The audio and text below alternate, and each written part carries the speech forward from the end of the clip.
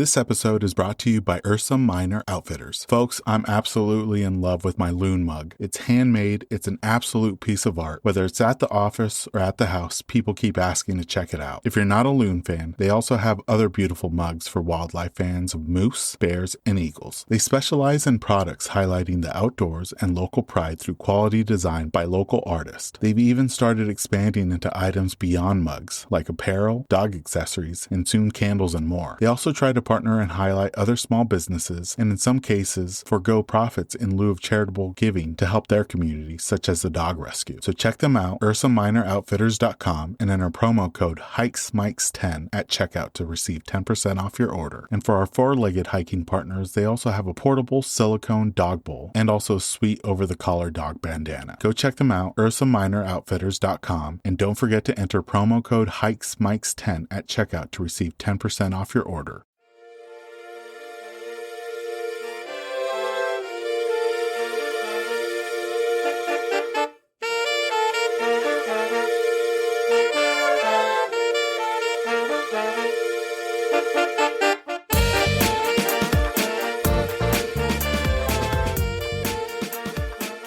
Welcome, everyone, to the latest episode of the Hikes and Mikes podcast. I'm your host, Ivan, and each week I'll be chatting with some amazing hikers from across the United States and abroad. Spring has finally arrived in the Pacific Northwest, and soon I'll be hitting the trails to record short-form episodes with hikers I meet along the way. Look out for those episodes to drop sometime in June for Season 3. In the meantime, we'll be asking some of your favorite hikers about their experiences and adventures. We always finish the episode off with a round of this or that questions all related to hiking. We have a great guest on today's episode. She is the founder of the Bench Project, a nonprofit hoping to inspire and nurture the human spirit by enabling connection through a shared experience, one bench at a time. Her name is Beth, and you can follow her on Instagram at the Bench Proj. I had such a great time chatting with Beth on this episode. We speak about how a trip down to southern Utah with her daughter opened up a new world of hiking and adventures. We also learn how a 20-year wedding anniversary project on a small farm in Pennsylvania grew into a nonprofit with over 100 benches and across 30-plus states. Without further ado, let's jump into this episode with our guest,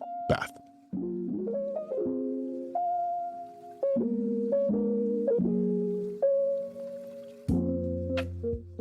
Welcome, everyone, to the latest episode of the Hikes and Mikes podcast. I have a really exciting guest with us today. Her name is Beth, and she's doing an amazing project out in Pennsylvania. Thank you, Beth, for joining us today on the podcast. You know, we always like to ask our guests how they got started hiking and how long they've been hiking for. Sure. So thank you so much for having me. I'm really excited about this, not just about our hiking adventures, but also about like the hike we do on our farm. So so we got started in hiking actually not that long ago. So, you know, during COVID, my daughter and her boyfriend, who were really based in Philly, they decided to take it on the road because they could work remotely and, you know, they wanted to see the country. So he actually bought a 4Runner and they souped it up with a roof nest and, you know, so they could really live off the grid. So they did that. And that was very inspiring to us because they were like seeing so many places, especially out west, that we had not seen. So that was probably our first inspiration. So that was during COVID. And then in 2020, Lenny and I decided we were going to buy a Revel van, which looks like an Amazon van kind of, but it's a Winnebago Revel. It's 4-wheel drive, so it's off-road. It's got solar panels. It's pretty rugged inside, but that we were like, this is our retirement. This is what we're going to do, you know? So we bought that in preparation for it. And then in June of 21, Lily said, why don't you guys come out and like dip your feet in this and see what you think about hiking? So they were at that point in Utah. So we decided, yeah, we'll do this. So we went out for, I think it was a little over a week, and we started in Kanab, and that was our home base. So we were in southern Utah, and we saw so many things in those, you know, probably 8 days. You know, we started out at the Great Chamber, which I don't know if you've seen that, but it's just outside of Kanab. And again, you needed a 4x4 to get to the trailhead, but it was almost like you were on a different planet. Like we were like, I can't even believe this. So then we moved on and we saw the cosmic ashtray, which is pretty difficult to get to.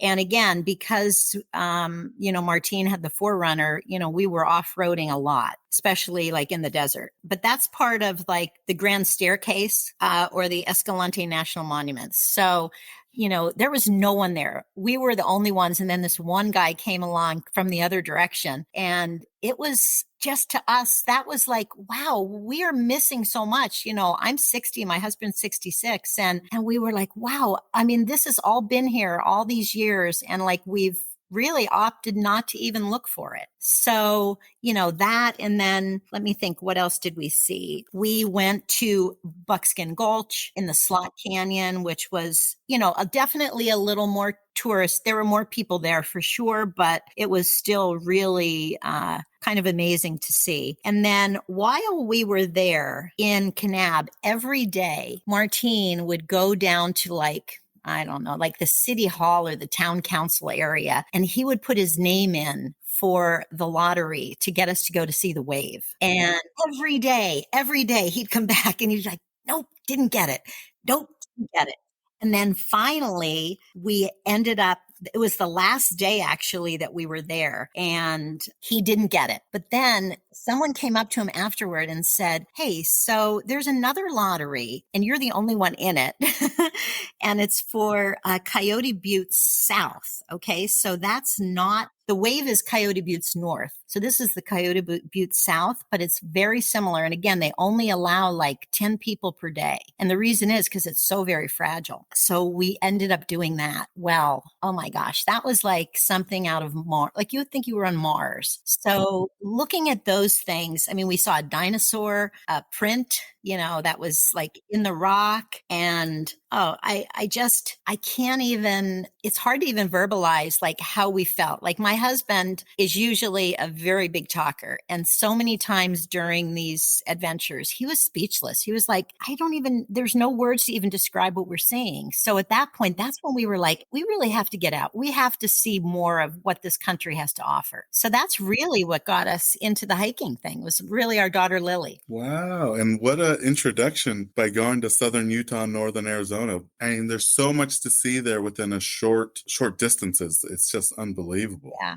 Now, Beth, you're based out of Pennsylvania, and I haven't had a chance to do any hiking or exploring over in the Northeast. How would you describe the landscape and the environment in your neck of the woods? We're pretty mountainous here. So not dry, but probably, I would say a little bit more on the wet side. So we do have a lot of waterfalls, but definitely mountainous terrain. Most of the hikes that we do that are local to us are definitely hill climbs for sure. Like moderate, I would say definitely moderate climbs for sure. Yeah. So hills and a lot of forest, we have a lot of evergreens here. So it's a lot of forest, not really too much open land. Okay. And what advice would you give to somebody like me from the West Coast that hasn't explored the Northeast that maybe I should consider when visiting, like whether it's bug spray or layers, just because the environment's a little different? Yeah, I would definitely say layers, because especially if you're starting out in the morning, it's definitely going to be cooler and you're going to have to,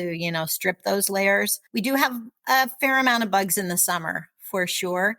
But I would probably, most importantly, good shoes because of those hills. And especially if they're like state parks or places that are well traveled, there's not a lot of grip. So, you'd need, I think, a good pair of hiking shoes, especially if you're going on mountains and hills, because there's a lot of slipping that could happen. Oh, okay. Good to know. And, you talked about your trip to Kanab and southern Utah, but the one picture that really caught my eye was, I think it was you and your daughter in front of snow-capped Rocky Peaks in a beautiful bluebird spring day. How was it visiting Colorado and exploring that area? Yeah, so that was in April of 21. So that was right before, like a few months before Lenny and I went out to Utah to see Lily and Martine. But it was my first look at like what real mountains are. Like we think we're kind of mountainous here. It's nothing.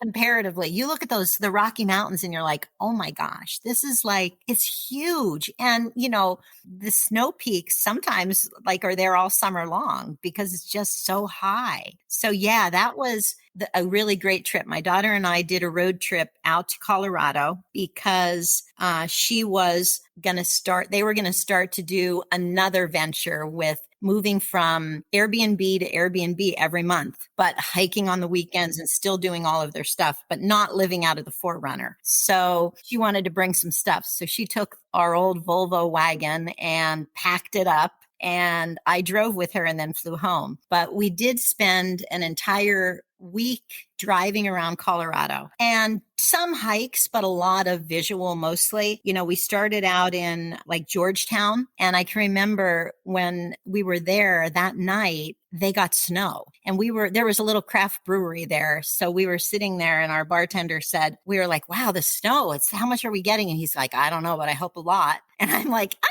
okay. I'm driving. I'm not real crazy about that. He's like, I snowboard. And I said to him, how often do you snowboard? And he goes, every day. And I'm like, wow, of course, right? Like, why would I ask that? But like, it's what they do there. So, yeah, we went there, but we were going to take the Loveland Pass, but it was actually closed because they got so much snow. So we kind of went a different route and went through Vail and different places up there. But, we went through Silverton, and that's actually where that picture that you saw was, which was like an old mining town. And there's actually another picture of a bench that has two snowboards, one for the top and one for the seat of the bench. And that's where that is. That's outside of Coffee Bear, which is a really cute coffee shop right on the main street. And then we went through Ouray, which was another really just such a cute little mining town with great shops. There was a coffee shop there called Mojo's that was really the only thing open in the morning when we were getting ready to leave. But the lady was so kind, and we actually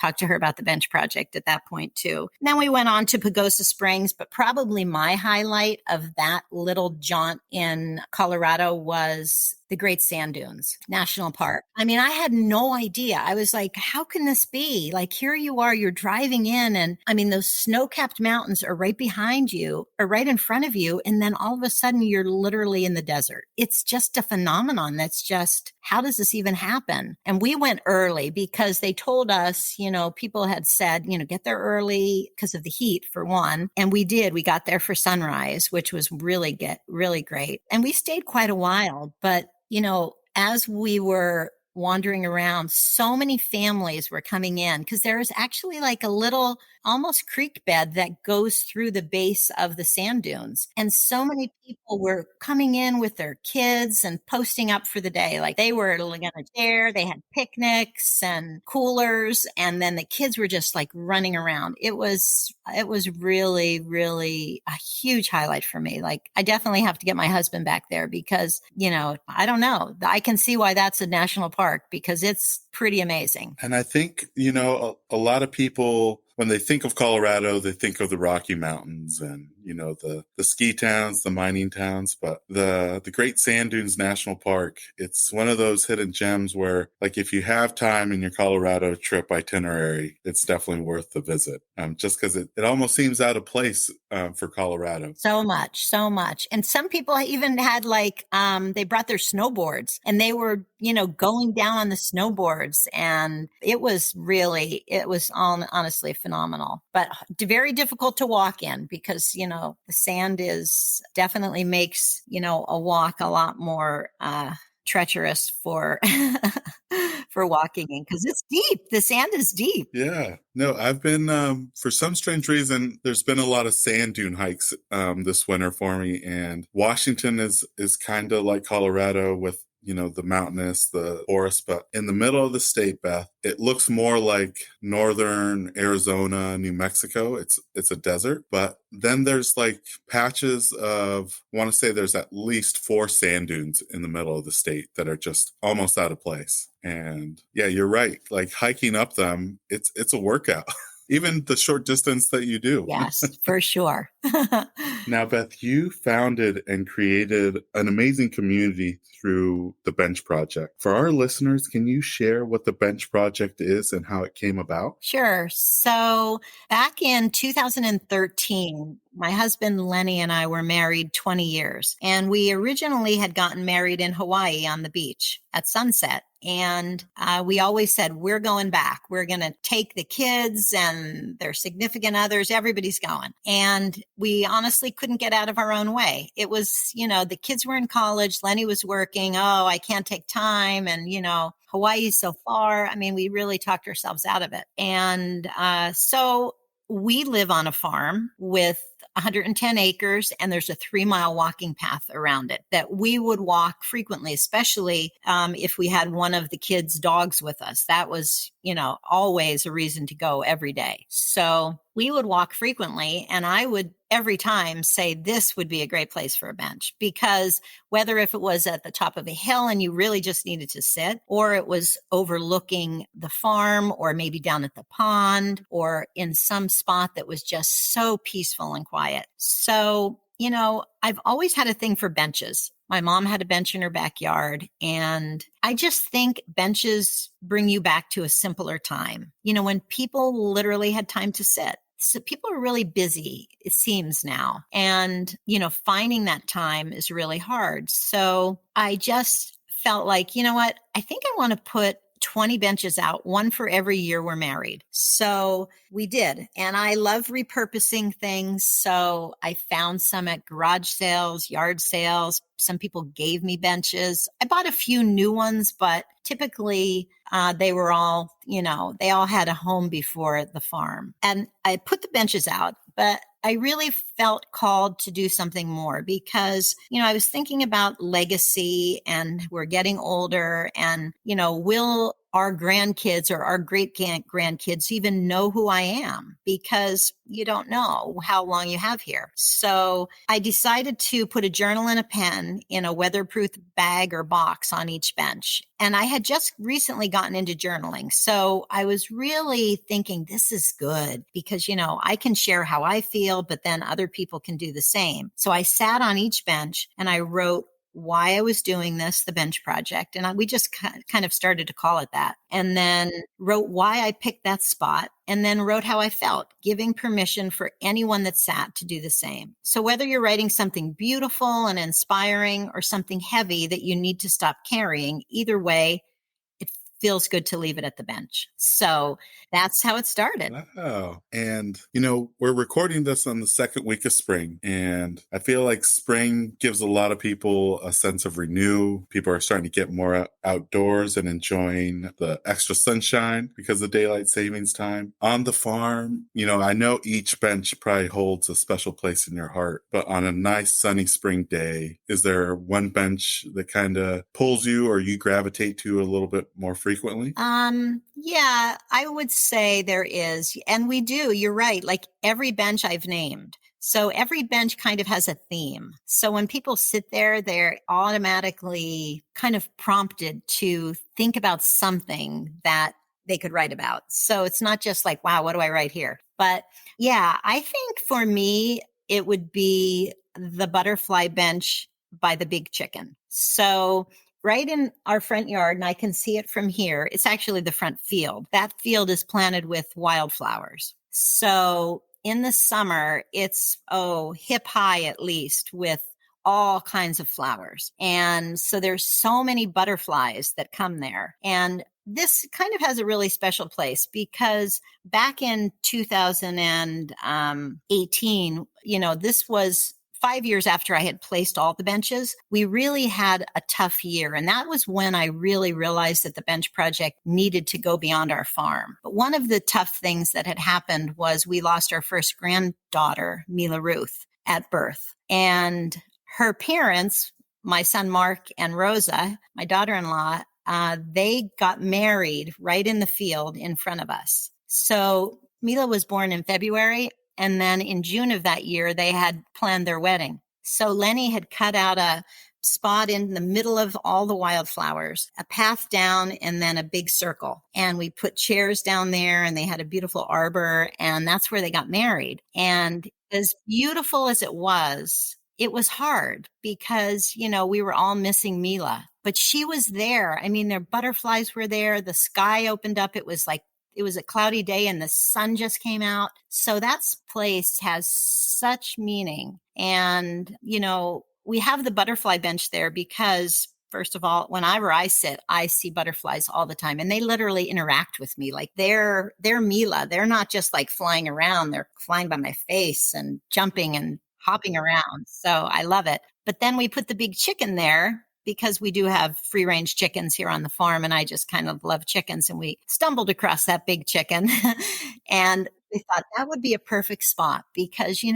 it took a lot of bravery and a lot of courage to do that day. And, being chicken, as they say, can kind of hold a lot of people back. But I feel like that's a spot that, you can really look at how big this chicken is, but it's not that big, just like your fears. So I think starting over in the spring, like you said, spring is that time when everything starts to grow again and you do get a second chance. So that's probably my favorite bench for that reason, because, spring is time to do something different again. And everything starts to grow and, so yeah, that's my favorite bench, especially for the spring. Yeah, that's a beautiful story behind the bench, and you were kind enough to share a picture of the bench and the giant chicken next to it. And from the picture, it's hard to tell the size. So I asked you before we started recording how big it was, and I was thinking 4 foot, 5 foot, but then you said no, that's 10-12 foot chicken. Yeah.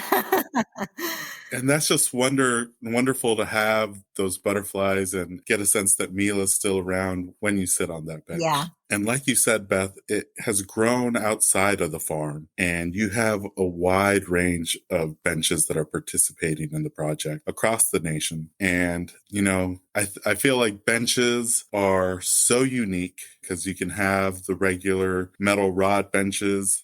Some that I saw when I was researching this was the ones that were made out of snowboards and skis. In your opinion, what's the most unique looking bench that's participating in the project? Well, we are also a 501c3. So that means we accept donations and we donate benches. So the benches that we donate are probably the most unique ones, I think. And they are a 6-foot bench and it's made out of like a polywood. So each bench is made out of 944 recycled milk jugs. And it's a beautiful, like, brown and tan two-tone. But on the back of the bench, it says the Bench Project and it has our little logo. And then that second board is for anyone to write whatever they want to for that special person or that good human, as I like to say. When we donate a bench, usually it's because someone has a location or a person that is really means something to them. And a lot of times it's another nonprofit that will donate to, but other times it's,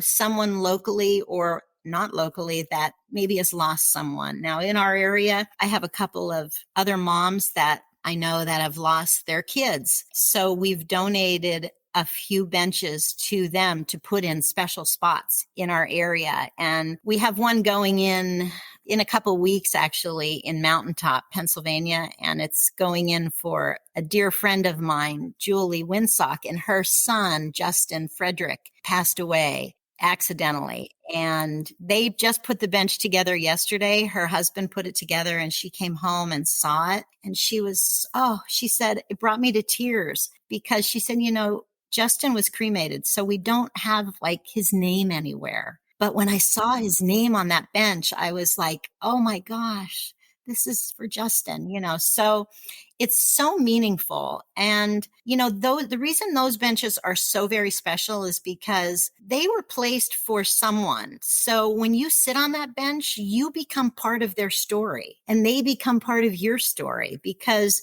all of the journaling, it connects us. And that's really what the Bench Project is about.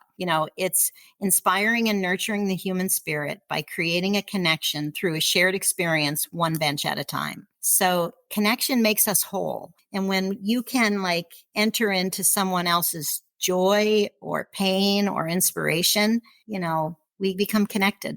Yeah. That's definitely my favorite bench, is the bench project benches. Oh, I love that. Right on. And those are available to be shipped nationwide, right? Yes, they're available to be shipped nationwide, and you can purchase those too. A lot of people purchase them to put in a park for someone specific. It doesn't just have to be donated. They can definitely be purchased. So yeah. And would you say, Beth, that you need to have some handyman skills in order to put it together, or is it pretty easy to put together? I think they're pretty simple. It's really a two-man job though, because of the weight. They're really heavy. Other than that, it's pretty basic. Yeah. It's just follow the directions.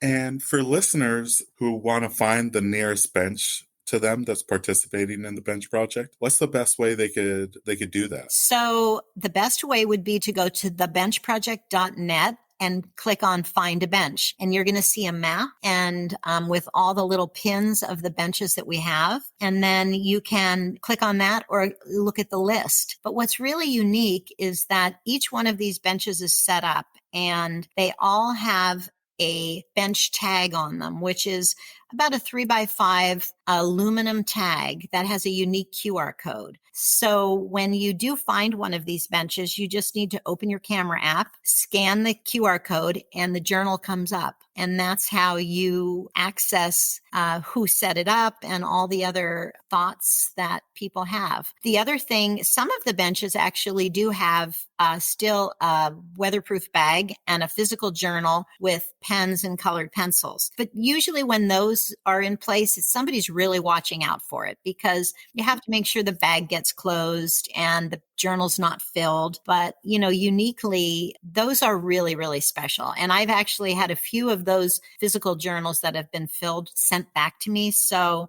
someday I think I'd like to make like a coffee table book, because there's so many pictures people drew and stories. And what's really nice about it, I think, is that, people do start at the beginning. I always encourage people, start at the beginning of the journal and read what other people have written and then write your spin on it or how you feel. But people really do that, because when you read the entries, whether it's on the tag or on the journal, they talk about the people's entries before. So that's what I just love. It's all about connection. And I think you were sharing with me, I'm not sure if it was in Utah or Colorado, but there was a physical journal that had been filled. And I think maybe the park ranger or the parks department noticed that it was filled and they wanted a new one. Was that based in Colorado or in Utah? Yeah, that was actually in Creed. Yes, in Creed, Colorado. So Lily and I dropped a bag, because we didn't have tags back then. So we had a bag with the journal and pens, and we put it in this tiny little park that was between two buildings, like right on the main street, but it had two really cute benches. So we put it there. And then Lily actually went back again, like maybe a month later, and the journal was still there and it was getting filled, but not quite filled. And then I think it was probably about a month later, I got a message from someone on Instagram, and she said, "Hey, so I'm up on the Up and Over Trail in Creed, and your bag is attached to the tree at the top of the hill." And I was like, "Really?" So she looks at it and she's like, "Yeah, and it's almost filled. So what should I do?" And I'm like, oh my gosh. So somebody probably took the bag from down there and carried it up the mountain, me thinking, that's probably a better spot, which it probably was. So I said, "You know what?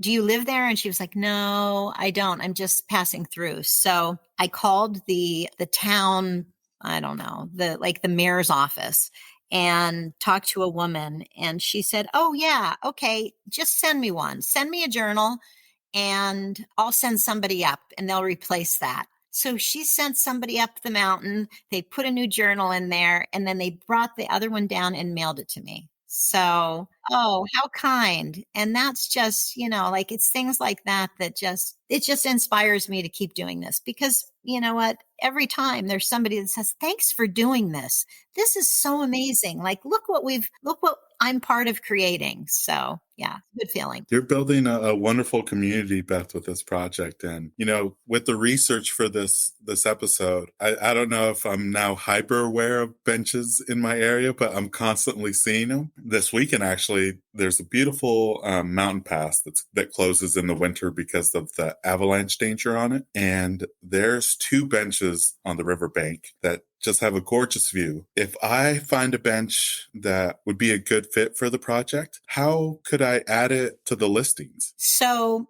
you can purchase a bench tag, just a bench tag on the website, thebenchproject.net, and we'll get that sent out to you. And what that would be, it's just that aluminum tag, and it has directions as to how to set it up. One of the big important factors is you need an internet connection. So because not only for the people to journal in it, but also for you to set it up. Interestingly, especially out west, there's a lot of places that are like perfect locations and you're like, no cell service here, right? So yeah, so that's all you would need to do. And typically, state parks, national parks, unfortunately for right now, they're off limits because they really have a lot of regulations attached. But if it's just a bench out in the wild or a bench somewhere that is public, many times if there's no person around to say, hey, could I put a tag on this bench? Because you're not defacing it at all or defaming it. You're really just, it's like a metal wire that you screw the tag and it hangs. So someone could easily remove it if they didn't feel that it was proper. But many times if I'm around, I'll find a spot and I just drop a tag there and leave it. Now, if it's something where like outside of a coffee shop, I'll go in and talk to the person. Or if, it's somewhere that I can see that this bench kind of belongs to someone, I'll make sure I talk to them. But I've never gotten refused. And then even the ones that are in those public parks that, city parks, they've lasted because I think, people are like, this is so good. This is such a good thing. And even the newspaper and news channels have picked up on it and they're like, wow, look what came to our area, the bench project, so it's fun. Oh, that's great. So outside of the internet connection and making sure that it's not owned either by the federal or state government if it's on a park or by a private industry, is there any other requirements in order to participate in the bench project besides those? No, not really. That's pretty much it. And you could,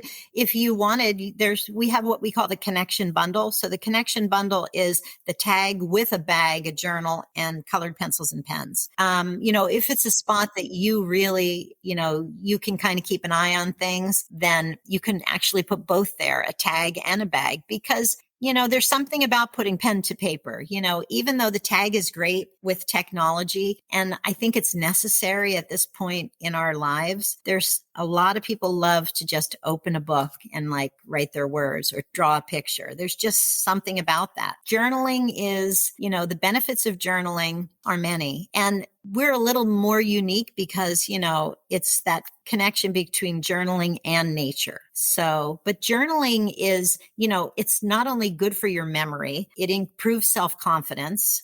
It definitely improves your communication skills because so many people that journal, they get very used to writing down how they feel. And then when it comes time to be in a situation where you have to communicate that, you are much more confident because, wow, even though I may not have been speaking the words, I'm comfortable talking and letting people know how I feel. So communication's a huge benefit of journaling. And it's really something I think that kids especially would benefit from. We have a lot of people that do a backyard bench and they put one of our benches in their backyard and they use it for the whole family. So, if one of the kids has a bad day at school, why don't you go sit on the bench? And they sit out there and they color or they write something, and then it creates that connection because maybe mom was out there the day before and she was writing that, she was having a tough day. But this is what she did. And, it creates that connection. But one of the things that I always do whenever I set a tag up or a journal, I always end with gratitude because I always say, if you can, think of something, the last thing that you write something that you're happy for, that you're grateful for, that you're thankful for, because even in the midst of something that's really, really hard, if you really look, you can find something that's beautiful. I remember reading a quote from, if you remember Mr. Rogers' Neighborhood, I remember him talking about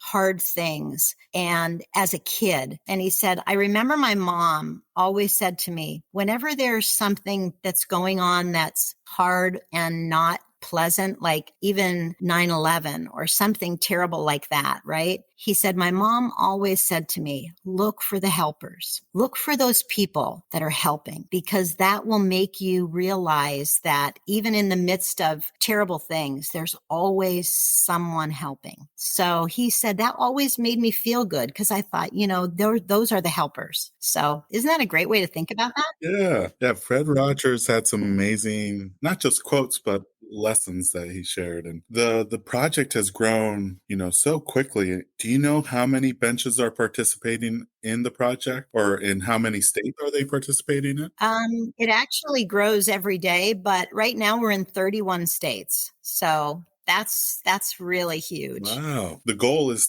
to get one at least in every state, right? Yeah, the goal is to get one in every state, and hopefully international too. My vision for the bench project is to see my bench project benches in tough places like hospice units, hospitals, cemeteries, airports, universities, where people find stress and struggle. And knowing that someone else has walked in your shoes really can make all the difference. But also in beautiful locations like ocean vistas, national parks, Disneyland, where emotions and experiences both run deep. But also in just everyday places like outside coffee shops, in parks, on streets, where people can take a moment just to sit, but also in every backyard, because like I said, keeping families connected is priceless. So, and right now we are in my area, there's 4 different universities that have bench project benches and tags there. We're in a oncology unit where we have tags at every chemo station that are all connected to one journal, because, that's a tough place to be. So yeah, there's lots, everybody has a different place, and, everybody has a story, so they fit in everywhere. Yeah, quite a variety of options to grow and to expand and to really build this community. One of your taglines that I really love, Beth, and I think a lot of hikers can relate to this, is you get outside to go inside. Can you elaborate on that tagline and what that means to you? Yeah, so I don't know. That just kind of rolled out of my mouth one day when I was doing a video. I was outside and I was like, yeah, so get outside to go inside, because so many times you're in a situation, whether it's in work or home or whatever, and that situation just keeps you so stuck and you can't move forward from it. And it causes you so much stress. So if you can get outside of that situation, especially in a green space or a blue space, even, there's healing that happens. I mean, you really don't have anything else to focus on except the world around you and your connection to it. And if you can sit long enough to do that, that's really one of the things that I say. People, probably arguably the hardest thing to do is to sit. Once you can do that, it just flows, because then you're like, wow, this is good.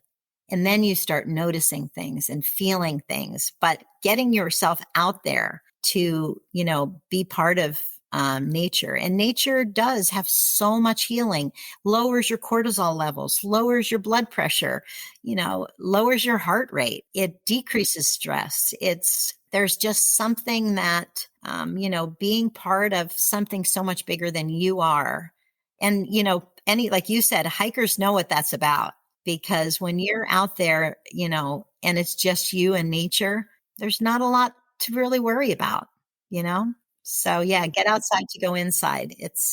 And connection, when we talk about that connection, like with the bench project, it's not just connecting to other people. It's that connection to yourself, because that's where it starts. You have to have that first, because, you have to fill your own cup.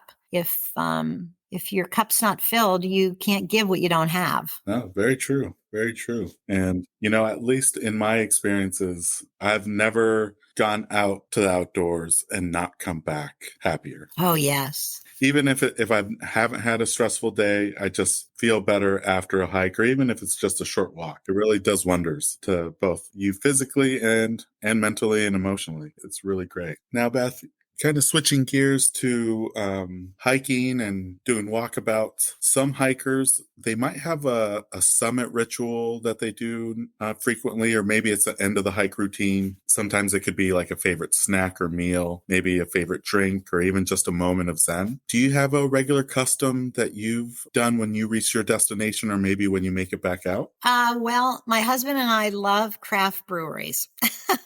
So we typically will research that. So if we're doing a hike and we're coming back, we know where we're stopping. When we're done, we've got a craft brewery that we're going to try. And on occasion, we'll pack up like one can that we get to the top and we're like, we're sharing it here. So yeah, that's our ritual. And when it comes to your pack list that you're packing, do you have right now a piece of gear that you consider your most valuable piece? I would, when we were in southern Utah, I had gotten a pair of ultra hiking shoes and the sand gators. They were probably the most priceless item that I've had. And I love those hiking shoes because they're very lightweight, but I have a high top pair and a low one, but I think good hiking shoes you need the most. Yeah. For first-time hikers that are going out there this spring and summer, do you have any tips or advice for them to have a safe and rewarding experience in the outdoors, especially if they're new to it? I think the AllTrails app,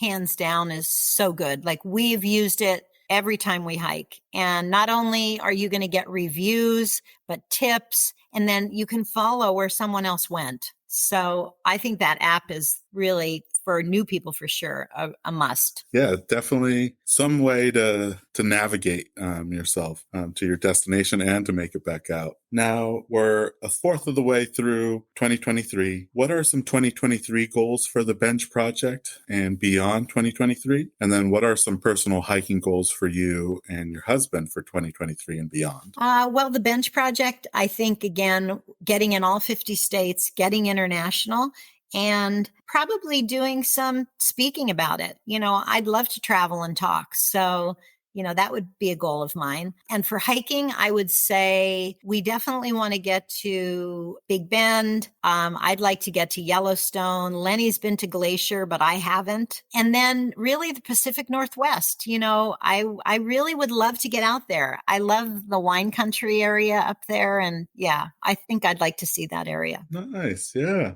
I'm based out of just outside of Yakima, which is central Washington's wine valley. But then you have Walla Walla wine valley. And yeah, if you ever make it out, feel free to reach out. I will. The closest bench to me that I've been able to find is on the Oregon coast. And I'm hoping to make it out there either later this spring or in the summer. And I'd love to be able to check it out because I want to say it is on a cliffside with just an impeccable view of the Pacific Ocean. Yep. My daughter put that one there, and they lived out that way for like a month. Oh, no kidding. Mm-hmm. Yep. Did you get a chance to visit her while she was there? No, we didn't. No, it was beautiful. They loved it. The Washington coast has its own uniqueness, but the Oregon coast, I think, has a little bit more beauty and just different uniqueness to it. Well, that was it for the regular questions, Beth. This last section of the podcast is the this or that questions. It's 2 hiking related topics, and you kind of just choose the one that fits you. All set? Yep.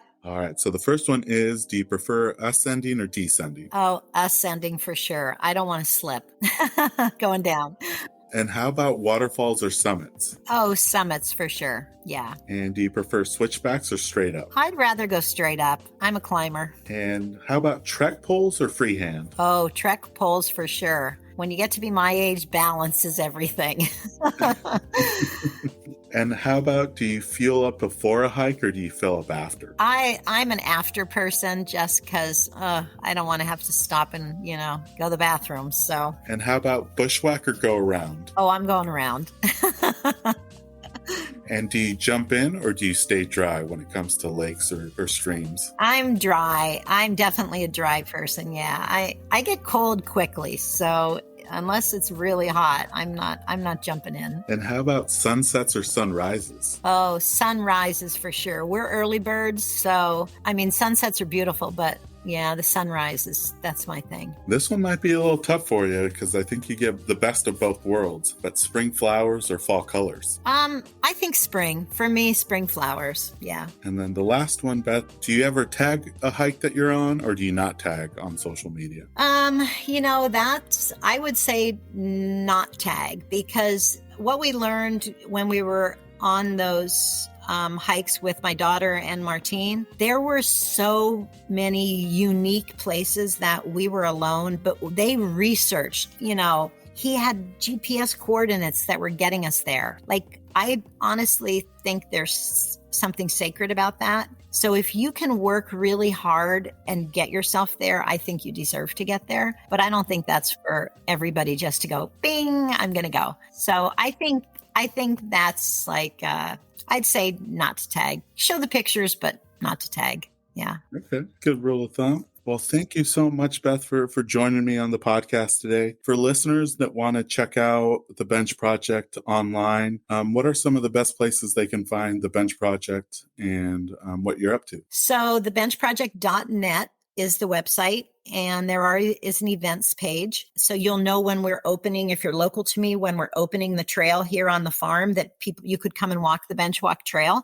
And you can also see that on Facebook and Instagram, we're at the Bench Proj. And then on TikTok, we're the Bench Project. Yeah. And I typically put up a reel or a post at least 5 days a week. Okay, awesome. And I'll be sure to include those in the episode notes so listeners can check them out. For the opening of the farm, do you guys do it for a set season, like from late spring to fall, or is it specific days? No, it's pretty much a couple weekends a month during those good months. And we have opened it in the winter when we had a great weekend kind of spontaneously and people have come to walk. We usually do it, and we do it for a local charity like Blue Chip Farm, which is dog rescue, or Fork Over Love, which feeding people that need food and keeping restaurants open, Ruth's Place, which is a homeless women's shelter, different ones. And then people just give a donation and they walk. So, yeah. Awesome. Well, it has been a true pleasure to talk to you, Beth, about your hiking adventures and the Bench Project. I have a few benches already in mind that I want to have participate in the project. Thank you so much for joining us today. You're welcome. Thank you so much. It was a lot of fun. I appreciate it. Thank you once again to Beth for joining us on this episode of the Hikes and Mikes podcast. Be sure to follow her and the Bench Project on social media and online to see where the nearest bench is located near you. For more information, visit thebenchproject.net and check out our episode show notes for all the social media links. We'll be putting out new episodes every week throughout the spring. Please be sure to like and subscribe to not miss out on those. Also, follow us on Instagram at Hikes and Mikes. Catch you on the next one. This episode's music was created by Ketza. Follow him on Instagram at Ketza Music. This episode is brought to you by Flip Socks. Whether you're on the trail, on the job, or in the yard, Flip Socks will keep Mother Nature out of your boots with their innovative nylon sleeve. You no longer need to worry about any annoying debris getting trapped in your boots during your hikes. Simply flip down the nylon sleeve over any boot to prevent Mother Nature from finding its way inside, keeping your feet comfortable all day long. To get your first pair, visit flipsockswithaz.com and enter promo code HikesMikes10 at checkout to receive 10% off your order. And for listeners who use the promo code at checkout, I'll be donating 100% of the Season 2 promo code proceeds to Big City Mountaineers, who provide transformative experiences through connections to nature that strengthen life skills and build community for youth in disinvested communities across the nation. So if you're tired of bits and pieces of the trail finding its way into your hiking boots, pick up a pair of Flip Socks today with the promo code HikesMikes10 to get 10% off. For website and promo code, see the episode description.